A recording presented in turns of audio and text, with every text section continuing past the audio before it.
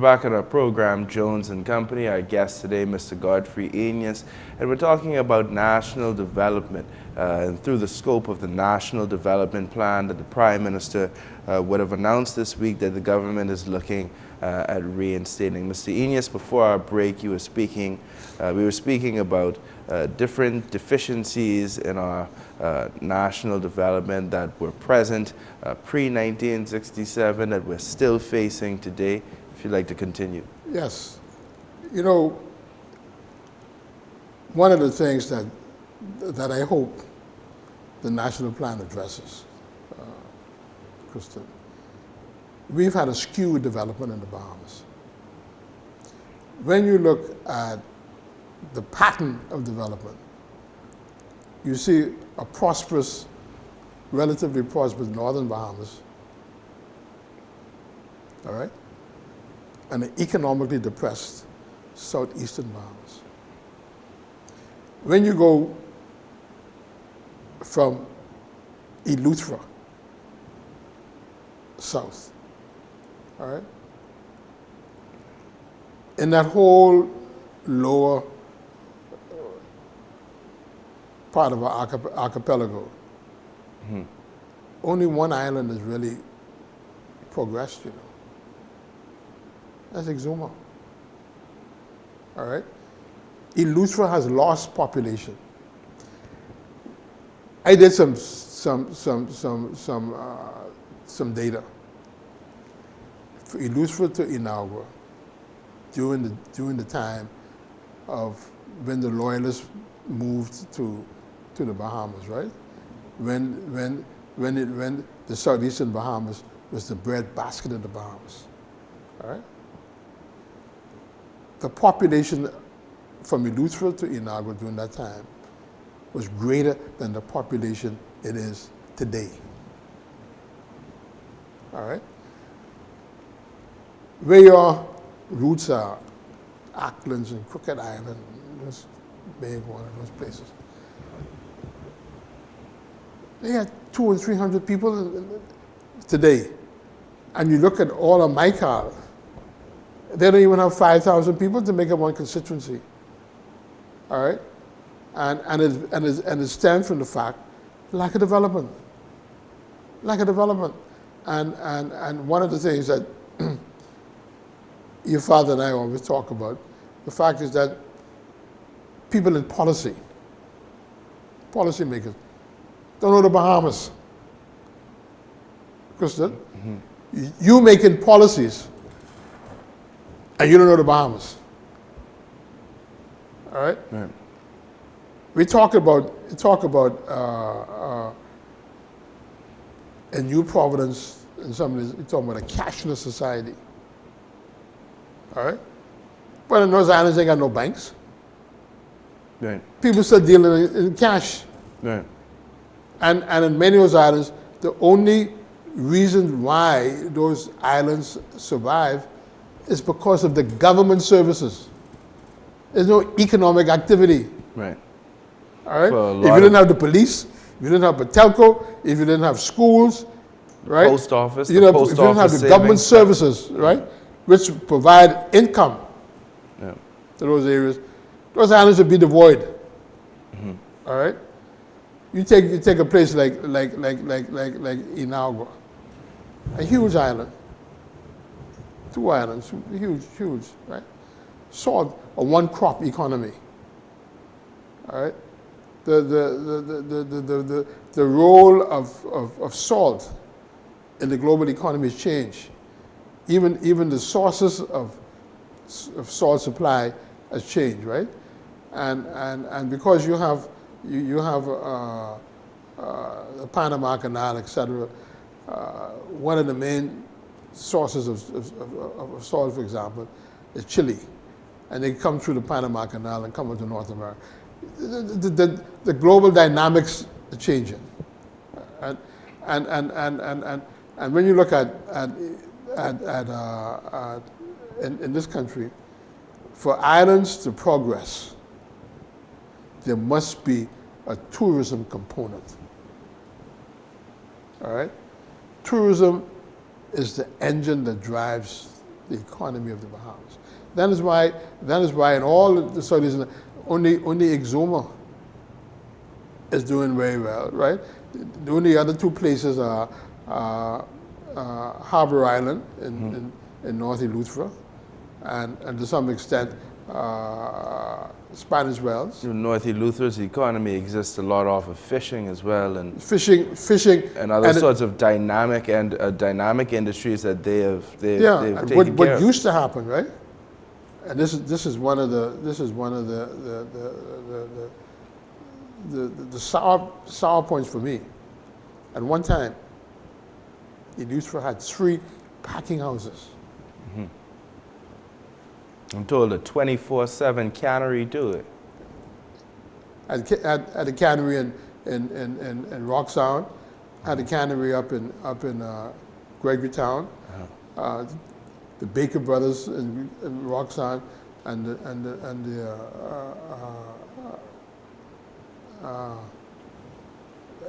the name will come to me in Gregory Town, right?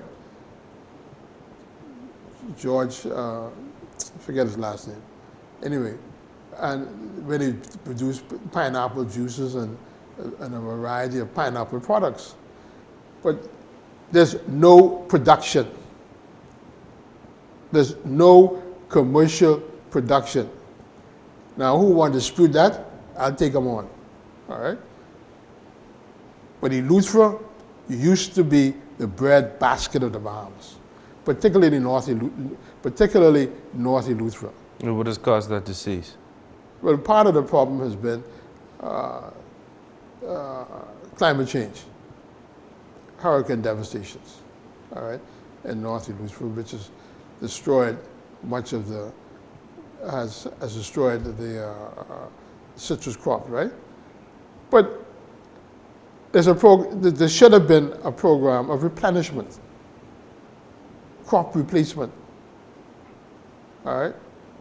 One time down in Rock Sound, there's a breed of cattle called the Charolais, all right? A very, very, very high quality beef cattle called the Charolais. Came from France, right?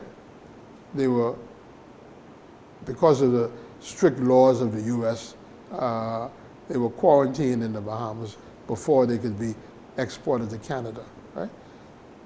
That industry is no longer in existence in Saudi Eleuthera, the Charolais, right?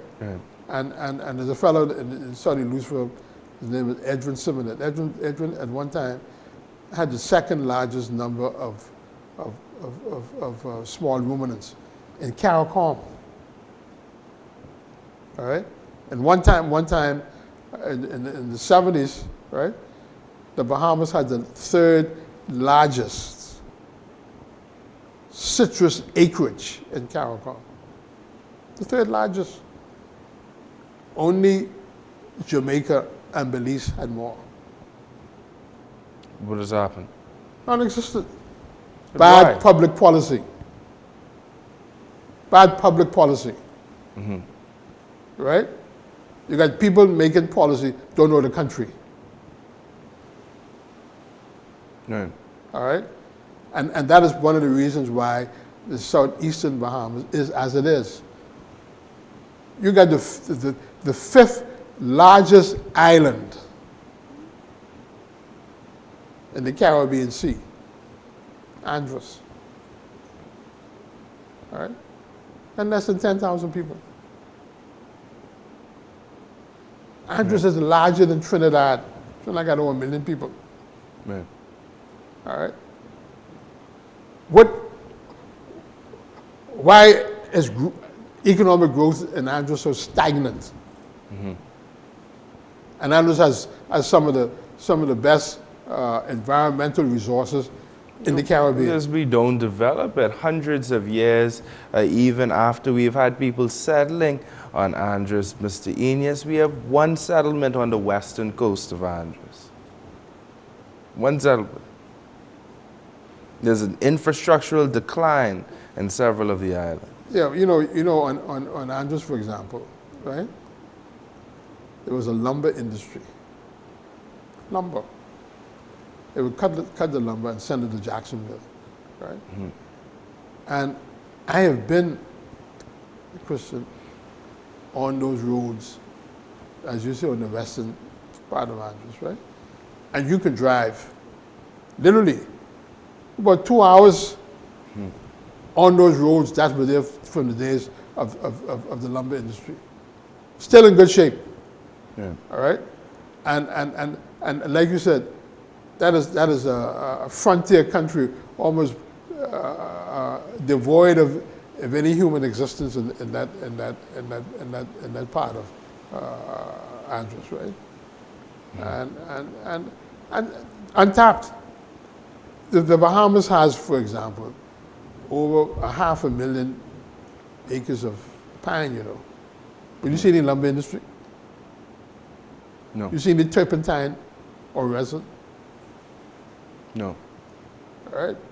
And we have not exploited natural resources. I went to China once. We invited the Chinese to come here, all right? And I went to a medical school in China, all right? Didn't see one dead body. Where was that? China, the China. medical school, didn't see one dead body. You know why? Why? Because the Chinese, their medicine is based on floral and foliage, right? When they came here, for example, the love wine, they took the love wine back. And they found all kind of medicinal use as well as pharmaceutical use of the love wine that to us is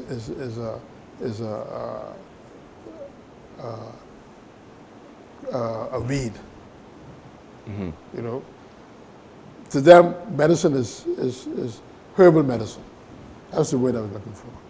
Yeah. But we have these resources, and we have the potential to make these resources, or to connect these resources. They're not happening. I heard talk one time about developing a hemp industry. You remember that? What's happened to that? Haven't heard anything yet, but it seems like whatever political party comes to power, that none of them have the political will to do it. That they fear retribution by the church and the Christian council for building that industry. But as you know, hemp is a big source of pharmaceuticals these days. Worldwide, not only that, there are buildings that you could build out of hemp. There are materials that you could build out of hemp stronger than metal. I was watching a documentary the other night where they highlighted that in I believe in the 1930s or so, Henry Ford made a whole car out of hemp. And that the material that he was able to use on the outside was so strong that you could hit it with a hammer and it wouldn't dent. So there are all sorts of things you could do with hemp, all sorts of exciting things that could be done with hemp, but we just haven't gotten to that point. I don't know, Mr. Eneas, I've been reading a book recently. I think it's called Growth of the Modern West Indies. There's a book I got out of my father's library. And there's a specific chapter about the Atlantic Caribbean, about Bahamas and Bermuda. And they speak about post-colonial era in the Bahamas and Bermuda and different parts of the Caribbean that we say suffer from this subaltern experience. That there's almost like this psychological retardation is the phrase that they used. That somehow we just become short-sighted as to what we can achieve in this country, and we just accept what we have as, the end-all, be-all. Not only short-sighted, one-dimensional. You see, we live in a country where the focus seems to be on tourism and resort development. That's the focus in everything. That is important, Right. but there are other aspects that could be developed, right? Right. And we're not doing that. Let me give you an example. When Columbus landed here, All right? Look at Columbus landed. He sent one of his captains, I don't think, somebody on the Pinta or the Santa Maria, one of them, to look for new land, right? Because, he thought he was in India. Right. And he was looking for gold. Right. And so they ended up in Cuba. And when they came back, they told Columbus they didn't find any gold in Cuba. But they found these. You know what these were? Corn. Corn. Mm-hmm. Corn. All right? Because in every region of the world, Krista, there's a natural commodity that sustains human existence. All right? But listen to this now. Do you know where the corn belt is? In the United States? Exactly. Not in the Caribbean. Right? Mm-hmm. Right? And it is, and I always made the reference. Have you ever seen a cornflakes tree? Mm-hmm. No, sorry. I get what you're saying, yeah. Right? It's science. But even beyond that, Mr. Eneas, you look at Iowa. Yeah, right. Why is Iowa important in American politics? Yeah. You know why Iowa is important in American politics? Why nobody can win Iowa without going and visiting and speaking to those folks down there in Iowa? Because of ethanol. And ethanol comes from corn. Yeah, ethanol and that comes is from corn. Yeah. big business in the United States. New products. Yeah. Science and technology, right? Mm-hmm. And that has been one of the dilemmas of the Caribbean region, right? Mm-hmm. The Caribbean region's whole existence stemmed from the supply of a raw material to the metropolitan countries, right? Sugar cane, right? And as a result of that, we never really developed the science that enabled us to create the byproducts that you can get from the various primary products mm-hmm. that were being produced, right? And for example, the first tertiary institution in agriculture, you know where it was? Right. 1901. The Jamaica Farm School, which evolved into the Jamaica School of Agriculture, all right? But that was only to produce overseers for the plantations, the sugarcane plantations, all right? People who work as overseers because slavery had been abolished, right? And so they needed some trained darkies to run these plantations. Right. And then in 1922, all right, the Imperial College of Tropical Agriculture was started. And you know what that was about? What? That was to train Englishmen mm-hmm. located in Trinidad. All right? Train Englishmen in the science of tropical agriculture. You see the difference? Mm-hmm. And it was from Trinidad that these fellows were trained and went to the African colonies. All right? Mm-hmm. And that is how what started that. You remember in 1885 when they had the scramble for Africa, when the European powers started dividing Africa up mm-hmm. into these different colonies, right? Because they needed raw materials. Mm-hmm. All right, needed raw materials. Rubber from rubber trees, etc. Yeah. Exactly. That's when they began to diversify. But you know, I had a friend once. He worked for Nestle. Even though Nestle is in Switzerland, it's the largest food producing company in the world. All right. Have you ever heard about Ghanaian chocolate? No. Yeah, but Swiss chocolate, right? They grow cocoa in Switzerland. No. Where did cocoa come from? Ghana. It's funny. I actually went to a Lindt chocolate factory and museum in Germany, and inside the factory they had a room with glass walls, pressurized and everything, and inside the room was the same temperatures in a tropical rainforest, and they had cocoa trees growing inside it, like a little jungle in the middle of the museum. Right. Well, you know what the present government in Ghana has done? Mm-hmm. What's that? They banned the export of cocoa. Mm-hmm. They banned it. Mm-hmm. So if you want cocoa, you got to come to Ghana and develop industries.